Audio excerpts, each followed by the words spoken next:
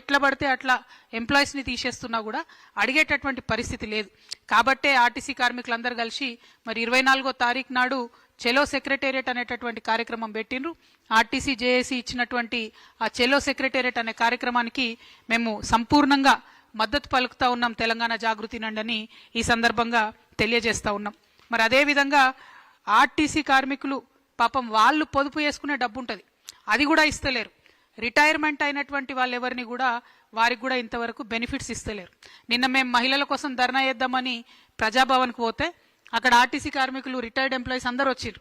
ఎందుకంటే ప్రభుత్వం నుండి ఒక్క రూపాయి కూడా వస్తలేదు, మాకు డబ్బులు ఇవ్వాలని చెప్పి వాళ్ళు అడుగుతూ ఉన్నారు. సో అల్టిమేట్గా మేము ప్రభుత్వాన్ని కోరేది ఒకటే, మీరు ఈ సంస్థను నిర్వీర్యం చేసే ప్రయత్నంలో ఒక కొత్త మిష పెట్టుకొని ముందుకొచ్చారు. ఏంటిది? సిటీ బస్సులు 2800 తిరుగుతుంటే పొల్యూషన్ అవుతుంది కాబట్టి ఎలక్ట్రిక్ బస్సులు ఇన్వాల్వ్ చేస్తామని చెప్తున్నారు. ఓకే, సంతోషం, ఎలక్ట్రిక్ బస్సులు పెడుతున్నారు.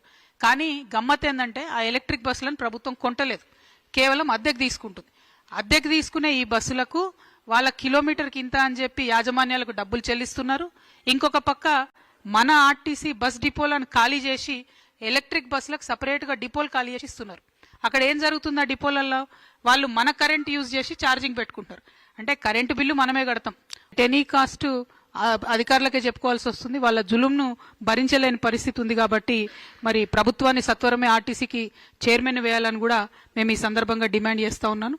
అట్ ద సేమ్ టైం విద్యార్థులు, వికలాంగులు, జర్నలిస్టులకు సంబంధించిన బస్ పాస్లు ఏవైతే ఉంటాయో అవేవి కూడా రియంబర్స్మెంట్ చేయడం లేదు. వాటిని రియంబర్స్ చేయాలని కూడా నేను కోరుతా ఉన్నాను. మరి హాజరైనటువంటి పత్రికా మిత్రులకు, ప్రజలకు అల్టిమేట్గా కోరేది ఒకటే, ఆర్టీసీని బతికించుకుందాం.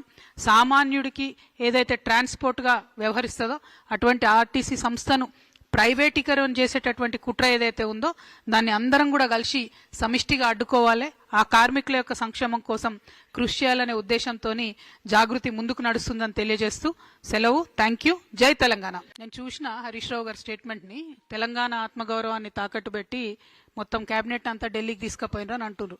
100% అది వాస్తవం. అయితే విషయం ఏంటంటే అప్పుడు క్యాబినెట్ ఎర్రవల్లికి పోయేది, ఇప్పుడు ఢిల్లీకి పోతుంది. అంతే, పెద్ద తేడా ఏం లేదు.